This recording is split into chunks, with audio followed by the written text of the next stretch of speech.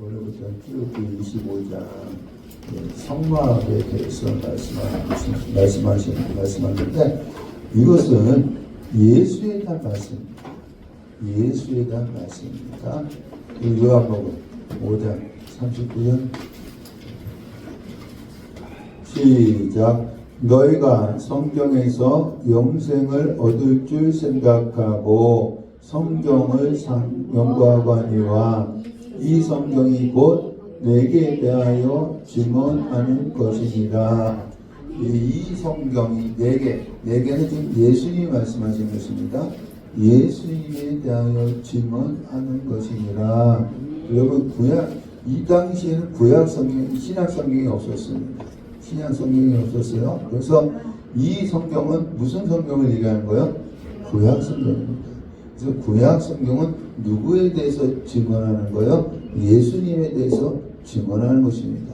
그래서 여러분 출애굽기 12장에 6월절 어린 양 되신 예수, 또한 16장에 만나 되신 예수, 17장에 반석 되신 예수, 21장에 깃들린 종 되신 예수, 도피성 되신 예수, 또 25장부터 31장까지는 성막 되신 예수. 여러분 구약 성경을 읽을 때마다 누구를 만나야 되느냐면 예수를 만나시기를 간절히 축원합니다. 그리고 25장부터 31장까지는 성막 되신 예수님입니다. 그 예수님 우리 지난주에는요 1절부터 9절까지 했고요.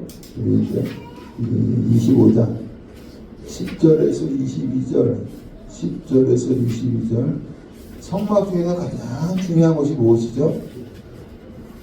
지성소 안에 있는 것? 법궤. 성막 중에 가장 중요한 것은 법궤입니다. 그래서 제일 먼저 법궤를 하겠습니다. 그리고 제가요 천천히 읽을 테니까 여러분들은 생각을 하시면서 그림을 그리시기 바랍니다. 예. 10절은 그들은 조각목으로 궤는 상자를 얘기해요. 상자, 나무 상자, 궤를 짜되 길이는 두 규빗 반이요. 이건 이제 우리나라 미터로 환산해야 되지 않습니까?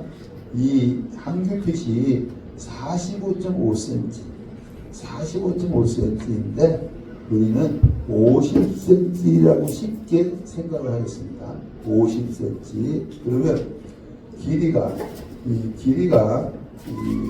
두 규빗 반이면 몇 cm? 어떻게 되죠? 1m, 두 규빗 반이니까 1m 50이죠. 1m 50. 그 다음에 두 규빗 반이니까 1m 25죠. 1m 25죠. 그 다음에 너비. 이 너비는요, 한 규빗 반이면 몇입니까? 75cm. 높이는요, 한 규빗 반 75cm입니다.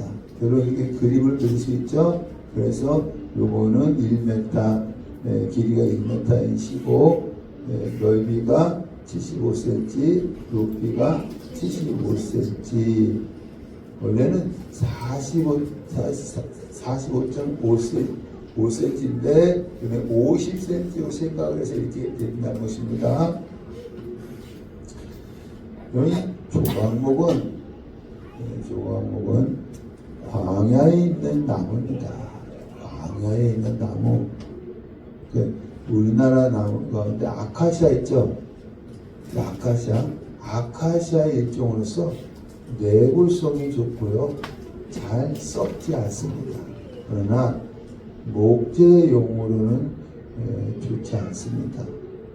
그럼 여기 왜 나무로 만들었을까? 법궤는 법궤는 예수를 말하는 것인데 이 나무는요 예수의 인성을 상징하는 것입니다. 예수의 인성을 상징하는 것입니다. 그러면 이 내구성이 좋다. 내구성이 좋다는 것은 뭘 말씀하는 것이냐? 우리 이사야서 42장 2절 시작. 그는 외치지 아니하며 목소리를 높이지 아니하며 그 소리를 거리에 들리게 하지 아니하며 상한 갈대를 꺾지 아니하며 꺼져가는 등불을 끄지 아니하고 진실로 정의를 시행할 것이며 그는 쇠하지 아니하며 낙담하지 아니하고 세상에 정의를 세우기에 이르니 섬들이 그 교훈을 앙망하리라. 이 그는 누구냐면 이사야가 앞으로 오실 메시아에 대해서 예언한 것입니다. 그래서 내구성이 좋다는 것은 어떤 말씀일까요? 그는 쇠하지 않는다. 예수는 쇠하지 않는다는 것입니다. 낙담하지 않는다는 것입니다. 이 나무는 예수의 인성을 상징하는데 내구성이 좋다 했잖아요. 예수님은 앞으로 오실 예수님은 쇠하지 않고 낙담하지 않는다는 것입니다. 그 다음에 목재로는 좋지 않다는 것은 무엇이냐?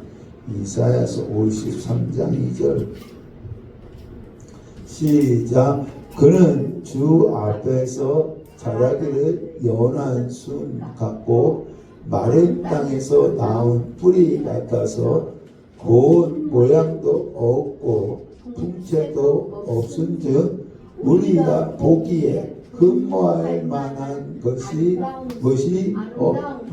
없도다.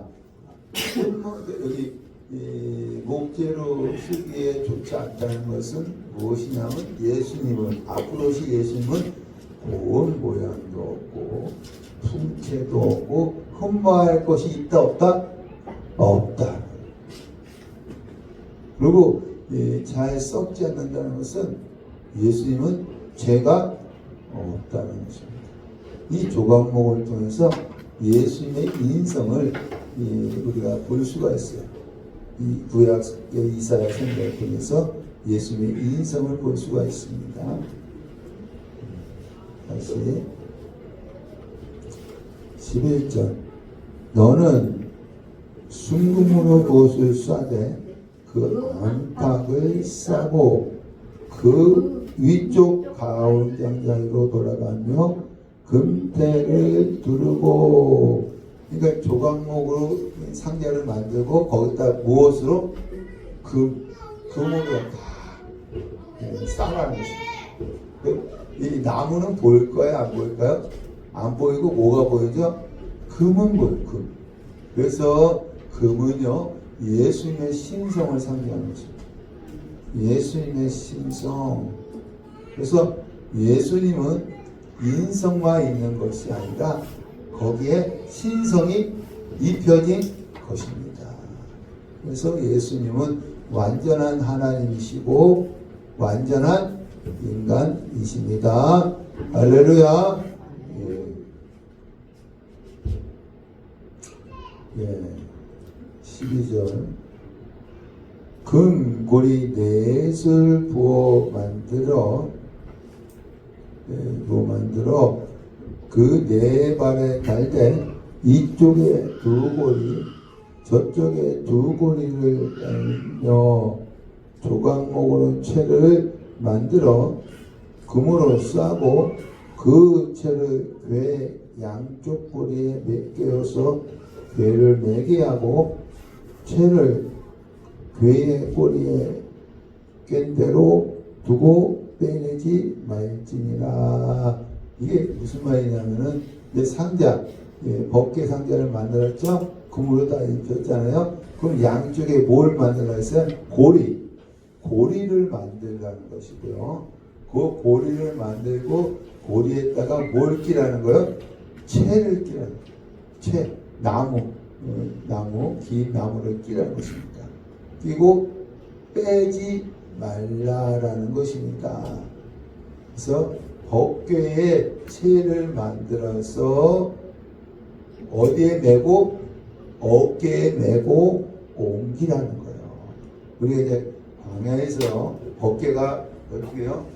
한 군데 머물러 있는 것이 아니라 구름기둥과 불기둥이 인도한 대로 움직여야 되잖아요. 움직일 때는 사람들이 법궤를 어디에 메고 어깨에 메고 옮기라는 것입니다. 근데 법궤가 법궤를 옮기는데 그 위에 하나님의 임재의 상징인 구름기둥과 불기둥이 임하는 것을 보면서 이것을 보면서 여기에 하나님이 함께 계십니다. 이걸 알게 돼요. 여기에 하나님이 함께 계십니다.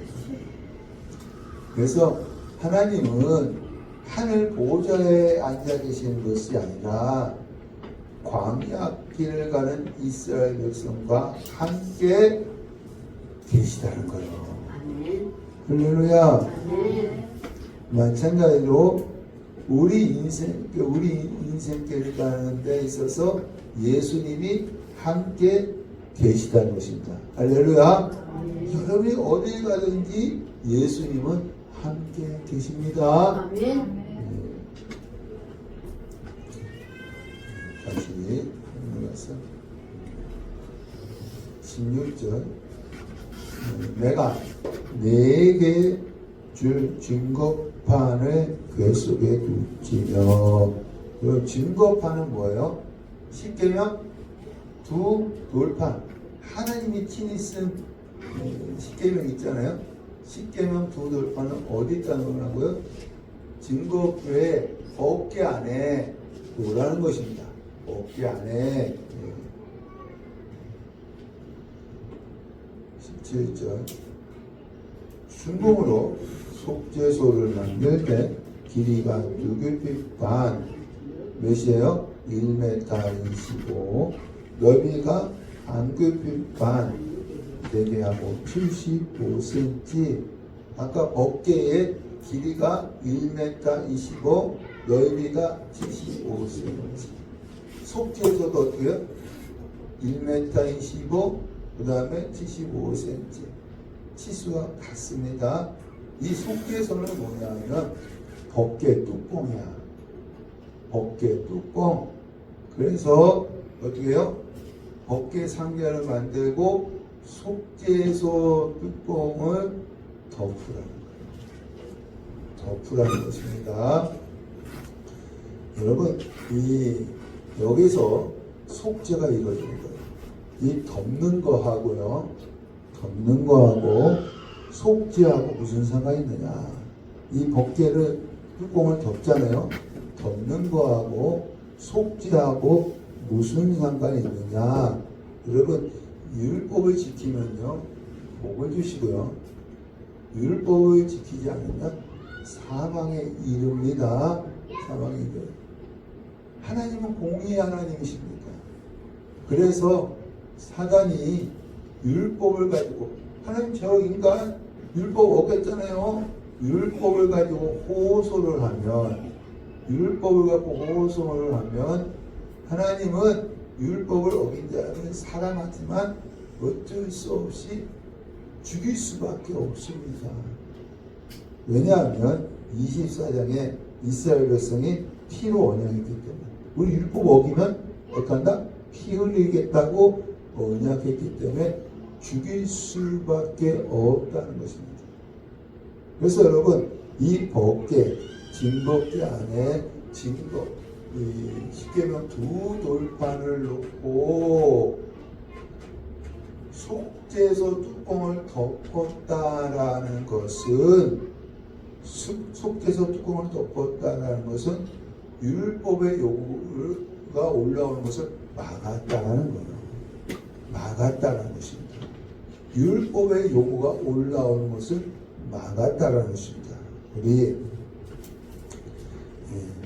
레위기 16장 15절 시작. 또 백성을 위한 속죄소 염소를 잡아 그 피를 가지고 시장 안에 들어가서 그 수송아지 피로 행함과 같이 그 피로 행하여 속죄소 의와 속죄소 앞에 뿌릴지니. 여러분, 법궤가 있는 지성소는요, 유일하게 들어갈 수 있는 사람이 있어요. 누가 들어가요? 대제사장이 1년에 한 번 7월 12일 대속죄에 들어갑니다. 어떻게 들어가냐면은 한 손에는 짐승의 피가 있는 그릇, 한 손에는 향을 피웁니다. 그래서 자기 얼굴이 보이지 않게 들어가야 돼요. 왜냐, 하나님 앞에 얼굴 보이면 안 되니까. 그리고 지성소에 들어가서 법궤 위에, 속죄소 위에 뭘 뿌려요? 피를 뿌려요. 피를 뿌립니다. 들고 간 피를 뿌립니다.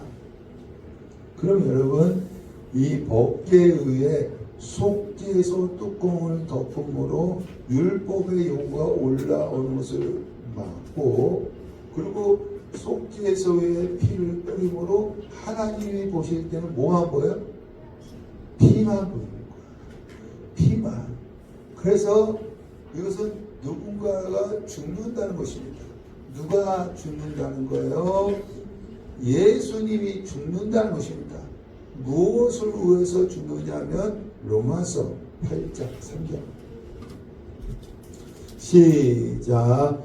율법이 육신으로 말미암아 연약하여 할 수 없는 그것을 하나님은 아시나니 곧 죄로 말미암아 자기 아들을 죄 있는 육신의 모양으로 보내어 육신의 죄를 정하사 육신을 따르지 않고 그 영을 따라 행하는 우리에게 율법의 요구가 이루어지게 하려 하심이니라.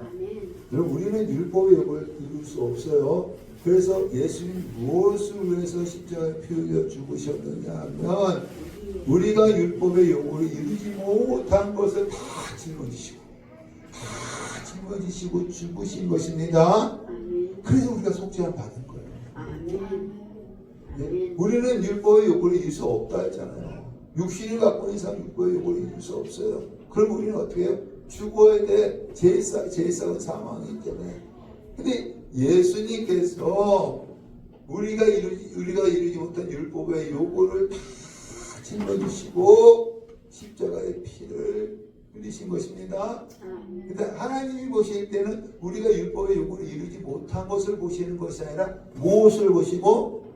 피를 보시고 우리를 용서해 주시는 거예요. 할렐루야.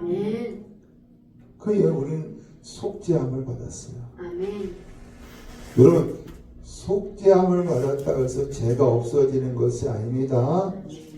죄가 없어지는 것이 아니라 덮여지는 거야. 속죄소 뚜껑으로 덮였잖아요. 덮여지는 것입니다. 그래서 다윗은 이러한 고백을 합니다. 시편 32편 1절 시작. 허물의 사함을 받고 자신의 죄가 가려진 자는 복이 있도다. 이 다윗도 죄를 졌잖아요. 근데 죄가 없어진 것이 아니에요. 죄가 어떻게 가려진 거야. 가려진 겁니다. 예수의 피로 덮여진 것입니다. 만약에 여러분 이 법궤의 뚜껑이 열리면 어떻게 될까? 법궤의 뚜껑이 열리면, 속죄소의 뚜껑이 열리면 율법의 요구가 올라와서 우리 모든 인간들은 다 죽을 수밖에 없어. 율법의 요구를 이룰 수 없으니까 그 사건이 있었습니다.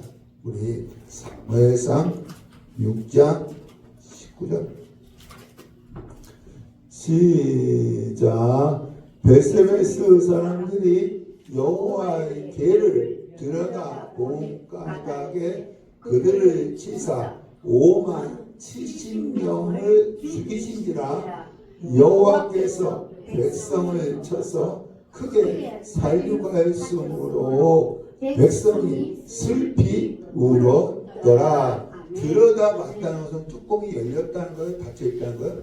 열렸다는 거예요.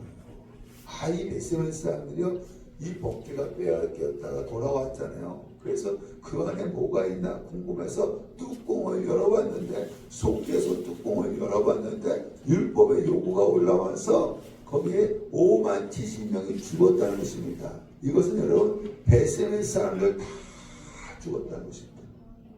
그래서 여러분 법궤에는 뭘 덮어야 돼요? 속죄소 뚜껑을 덮고 그 위에 뭘 뿌려요? 피를 뿌리는 것입니다.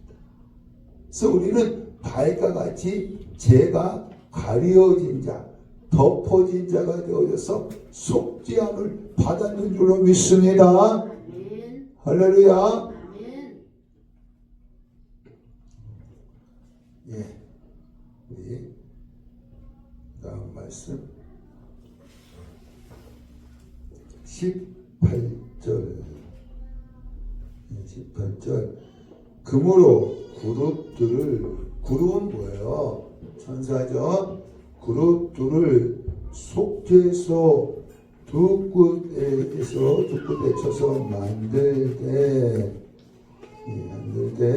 한 그룹은 이 끝에, 또 한 그룹은 저 끝에, 또 속죄소 두 끝에 속죄소와 한 덩어리로 연결할지며 그룹들은 그 날개를 높이 펴서 그 날개로 속죄소를 덮으며 그 얼굴을 서로 대하여 속죄소를 향하게 하고, 이 속죄소 법궤 뚜껑 위에다가 뭘 만들어요? 이 천사를 마주서게 하고 그 얼굴은 어디를 향하게 했어요? 네, 속죄소를 향하게 했다는 것입니다. 왜 천사들이 이 속죄소를 보는? 왜 천사들이 속죄소를 보느냐? 베드로전서 1장 10절.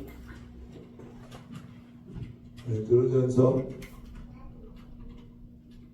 1장 10절 시작. 이 구원에 대하여는 너희에게 임할 은혜를 예언하던 선지자들이 연구하고 부지런히 살펴서 자기 속에 계신 그리스도의 영이 그 받으실 고난과 후에 받으실 영광을 미리 증언하여 누구를 또한 어떠한 때를 지시하는지 상고하니라. 이 섬기는 바가 자기를 위한 것이 아니요 너희를 위한 것임이 계시로 알게 되었으니 이것은 하늘로부터 보내신 성령을 힘입어 복음을 전하는 자들로 이제 너희에게 알릴 것이요 천사들도 살펴보기를 원하는 것이니라. 여러분 이 구원은 예수에 대해서 구약의 선지자들이 다 살펴봤대요. 왜냐하면 하나님께서 가르쳐 주셨기 때문에. 그래서 이 구약의 선지자들은 메시아에 대해서 예언을 하잖아요. 메시아에 대해서, 예수에 대해서 예언하잖아요.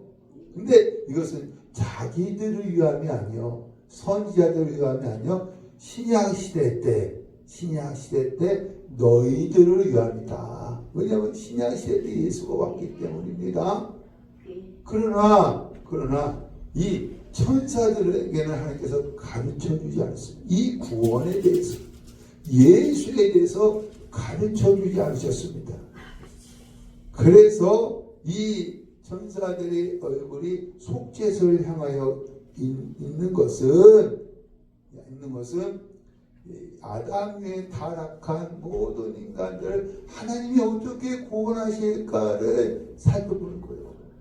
살펴보는 것입니다. 특히 장차 예수가 받을 고난을 뚫어지게 살펴보는 거예요. 여기서 무슨 일이 일어날 것인가 뚫어지게 살펴보는 것입니다. 그러나 구약의 선지자들은 알아요, 몰라요? 하나님이 가르쳐 주었기 때문에 아는 것입니다. 천사들은 가르쳐 주지 않았기 때문에 그 속죄소의 얼굴을 향해서 뚫어지게 쳐다본다는 것입니다. 이 얘기 뭐냐면 우리는 천사보다 귀한 자들입니다. 할렐루야. 천사들보다 귀한 자들입니다. 다시 본문으로 가서 22절 거기서 내가 너와 만나고 거기서 천사 사이에서 내가 너와 만나고 속죄소의 증거궤 위에 있는 두 그룹 사이에서 내가 이스라엘 소유하여 내게 명령할 모든 일을 내게 이르리라. 이 두 그룹 사이에서 어떻게 하나님께서 말씀하신다는 거예요. 그래서 그 천사가 있는 그 부분이 시은자입니다. 볼시, 은혜은, 장소자, 하나님의 은혜를 베푸는 자리라는 것입니다. 왜? 우리가 속죄함 받았기 때문에. 할렐루야. 법계 상자에는 뭘 집어넣어요? 이 십계명 두 돌판을 집어넣고 율법의 요구가 올라오게 합니다. 그리고 속죄소 뚜껑을 어떻게 해요? 덮어요. 덮어서 율법의 요구가 올라오는 것을 막습니다. 속죄소 위에는 뭘 뿌려요? 피를 뿌려요. 그래서 하나님이 피만 보게 하십니다. 그래서 이스라엘 백성이나 우리가 속죄함을 받은 겁니다. 그 천사 사이에서 하나님의 음성을 들려줍니다. 여기가 바로 시은자입니다. 할렐루야. 히브리서 4장 16절. 히브리서 시작. 그러므로 우리는 긍휼하심을 받고 때를 따라 돕는 은혜를 얻기 위하여 은혜의 보좌 앞에 담대히 나갈 것이니라. 은혜의 보좌, 지성소, 법궤 앞에, 시은자 앞에 우리는 담대히 나갈 수 있게 되어졌습니다. 할렐루야. 속죄함 받았기 때문에. 속죄함. 법궤 했고요. 우리 25절, 23절에서 30절 떡상. 두 번째 떡상. 23절 너는 조각목으로 예수의 인성을 상징하는 거예요. 예수의 인성. 조각목으로 상을 만들 때 길이가 몇 규핏? 2규핏. 그 몇 메타예요? 50, 1m입니다. 길이가. 그리고 너비가 한 규핏. 한 규핏이면 몇 cm예요? 50cm. 그리고 높이가 한 규핏 반. 75cm입니다. 하고 순금으로 쓰고 예수의 신성을 상징하는 것입니다. 그러니까 나무로 만들고 거기에 금을 입힌 거예요. 이것은 예수의 인성과 신성을 상징하는 것입니다. 그리고 주위에 뭘 들고? 금태를 들고.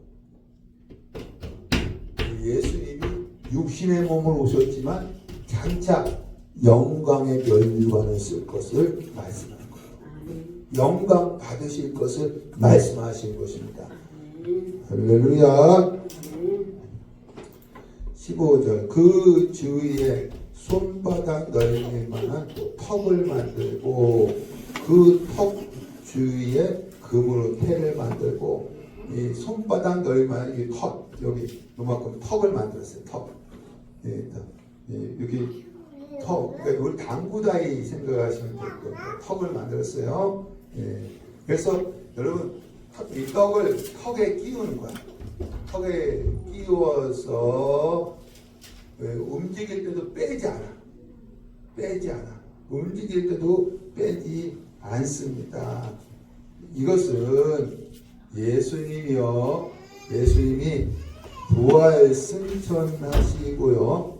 부활 승천하시고 영광을 받 하나님 보좌에 앉아서 하나님 보좌 옆에 앉아서 영광을 받으신 후에도 이 땅에서는 자기의 인성을 가지고 그 제자들을 보호하셨지만 하늘나라 가서는 자기 신성을 가지고 자기 백성, 떡은 성도거든요.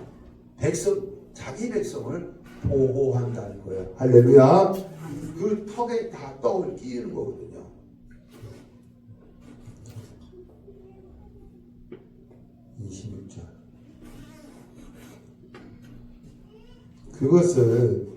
그것을 금고리 넷을 만들어 그 네 발 위 네 모퉁이에 달되 턱 곁에 붙이라. 이는 상을 낼 채를 낼 것이며 또 조각목으로 그 채를 만들어 금으로 쌓아 상을 이것으로 낼 것이니라. 여러분 떡상도 고리를 만들고 거기다 뭘 껴요? 채를 껴요. 그래서 옮길 때는 사람이 어떻게? 어깨에 메고.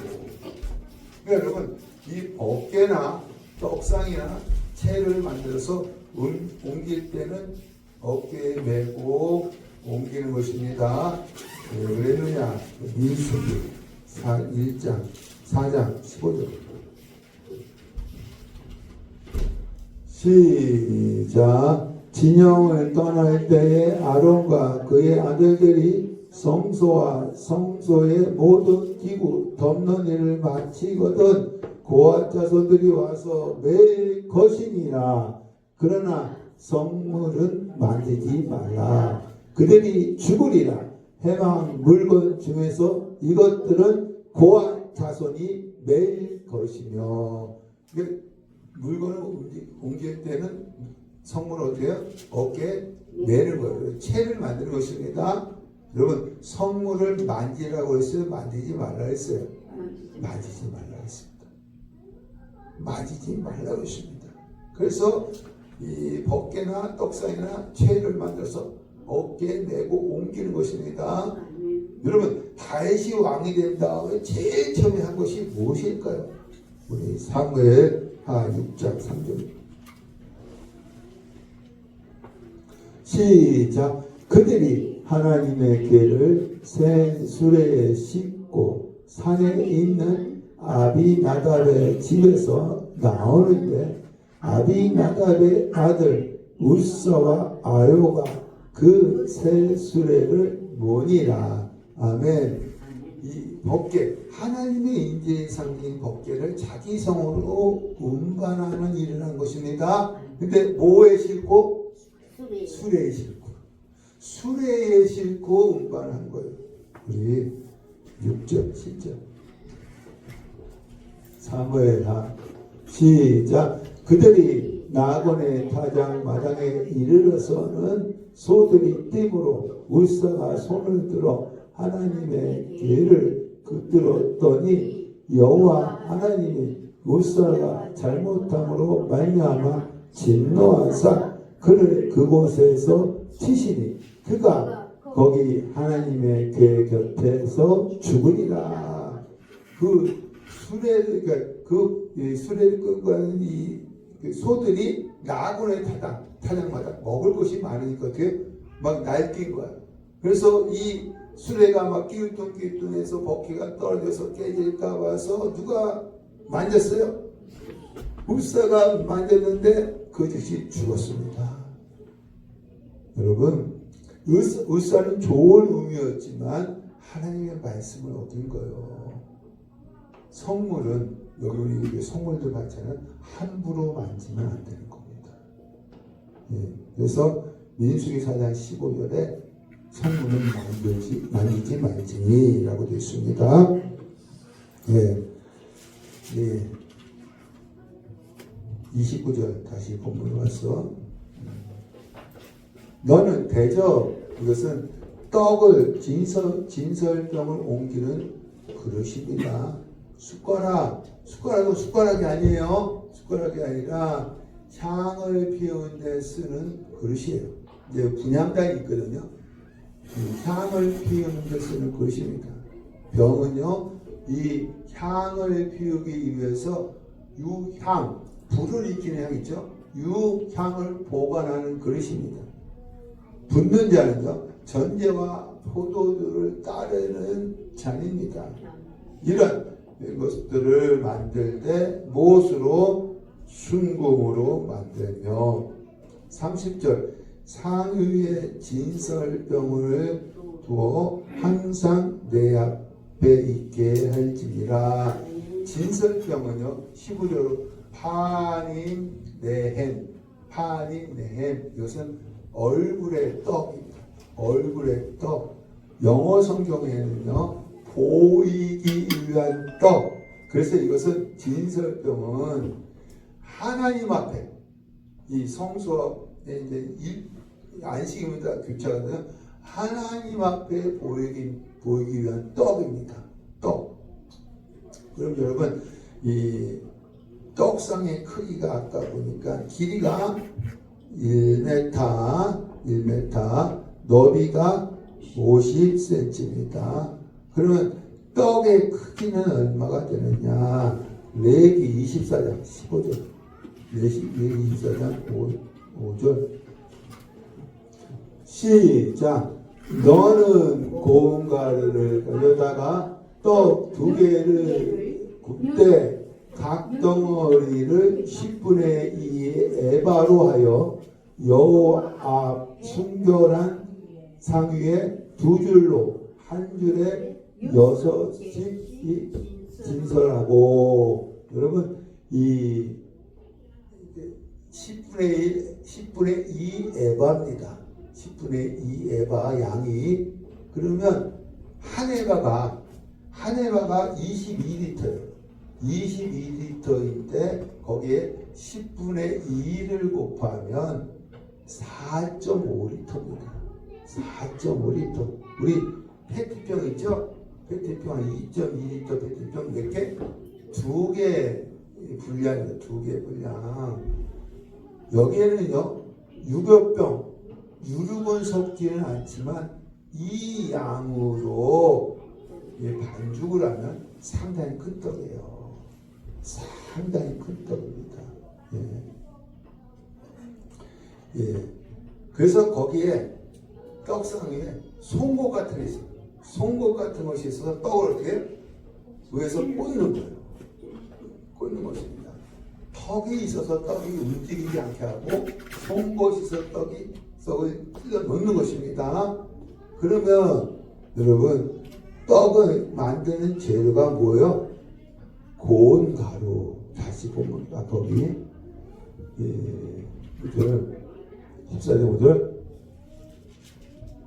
24장 5절 고운 가루입니다.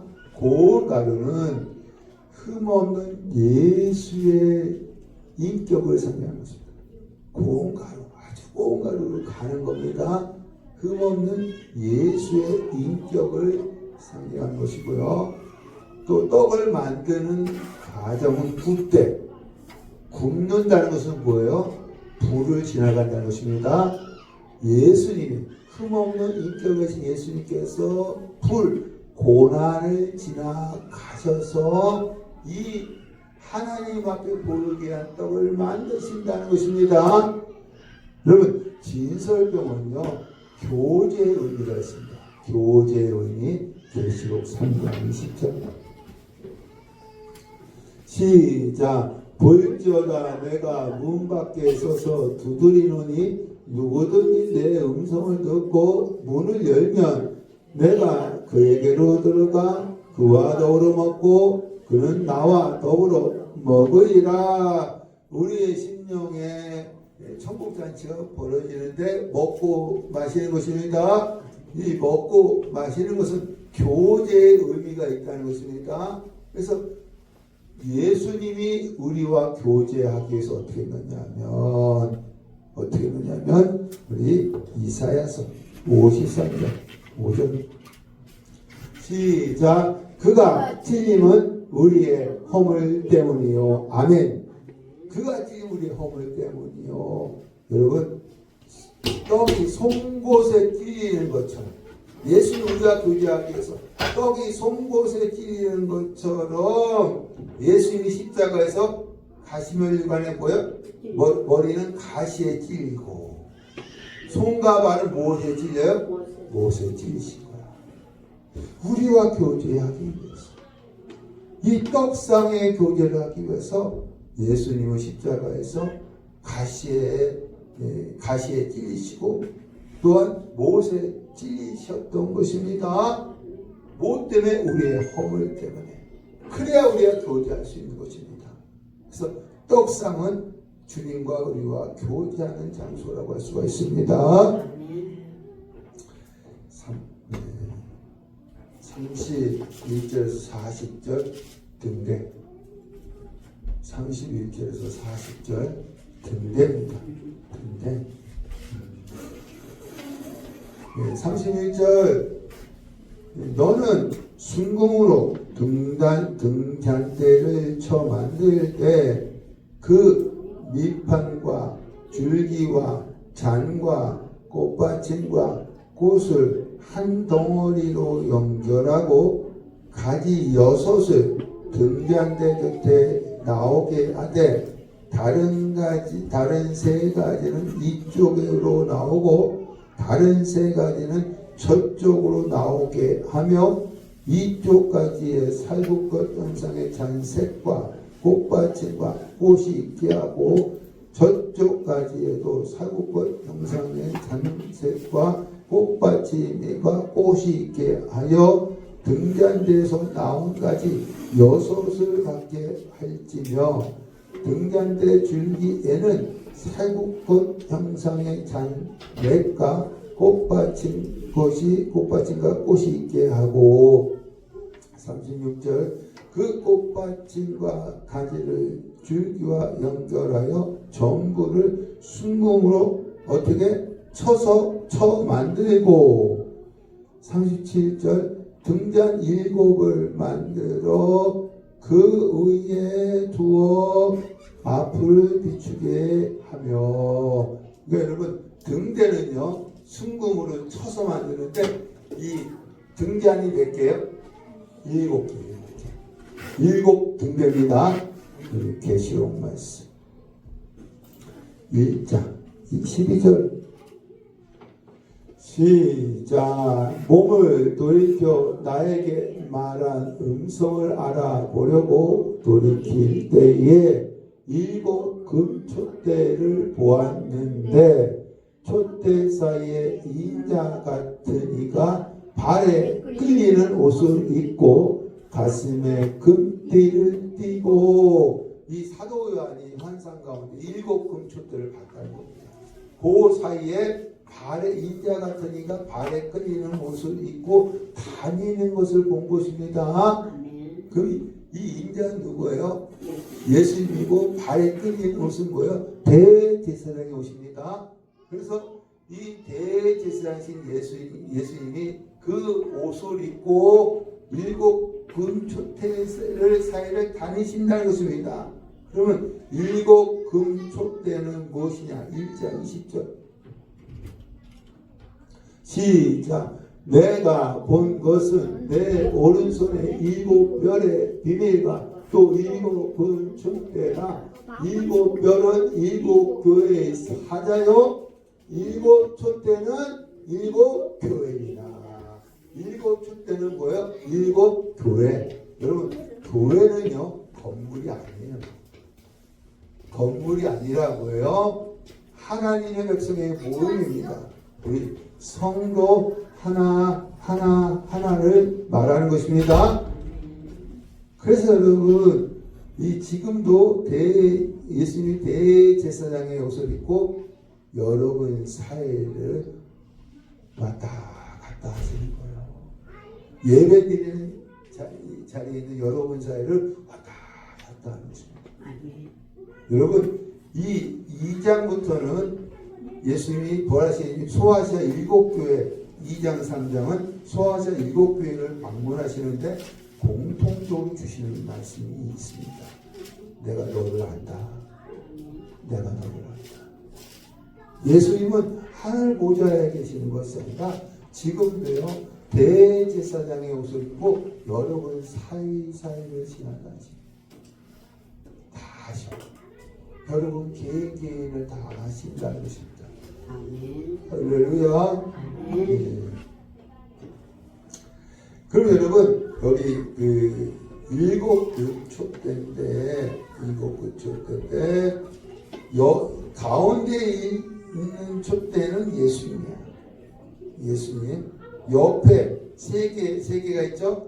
그것은 예수께 붙은 성도입니다. 요한복음 15장에 나는 나무에 너희는 가지니 붙어있는 성도들입니다. 그래서 예수님은요 세상의 빛이에요. 우리 요한복음 9장 5절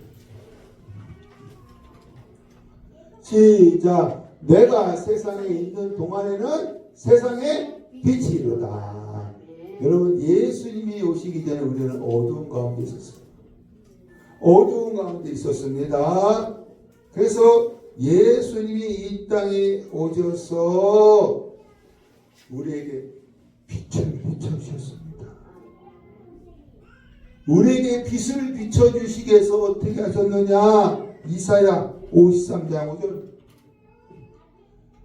시작. 그가 찔림은 우리의 억울 때문이요 그가 상함은 우리의 죄악 때문이라. 그가 징계를 받음으로 우리는 평안을 누리고 그가 채찍에 맞음으로 우리는 나음을 받았도다.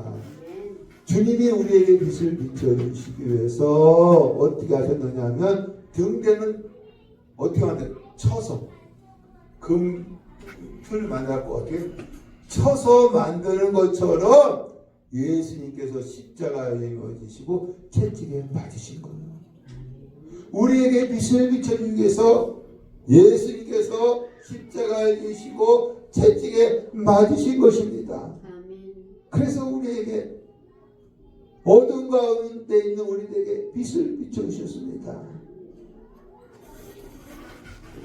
그 우리의 사명은 무엇이냐? 마태복음 5장 14절 시작. 너희는 세상의 빛이라. 산 위에 있는 동네가 숨겨지지 못할 것이요. 우리는 뭐요? 세상의 빛입니다. 그래서 우리도 누구에게 붙어 있는 거야? 일곱 군주대가 어떻게 해요? 가운데 촛대로 양쪽에 세 개 다 붙어 있죠? 예수께 붙어서 세상에 어떻게 해요? 빛을 비춰야 되는 거야. 할렐루야. 우리도 어두운 가운데 있었는데 누가 우리에게 빛을 비춰주셨어요? 예수님이 우리에게 빛을 비춰주셨습니다. 십자가에서 채찍에 맞으시고 우리에게 빛을 비춰주셨습니다. 우리도 예수께 붙어서 세상에 빛을 비춰줘야 합니다. 할렐루야. 예수 믿지 않는 사람들 지금 어두운 가운데 있어요. 자기들이 잘난 줄 알고 있지만 어두운 가운데 있어요. 우리가 빛을 비춰줘야 될 줄 믿습니다. 오늘 여러분 법계, 등대, 떡상, 등대 여러분 말씀 이제 이해되십니까? 이 말씀 여러분이 법계가 여러분에게 이루어지고 떡상이 여러분에게 이루어지고 등대가 여러분에게 이루어지게 간절히 축원합니다. 여기까지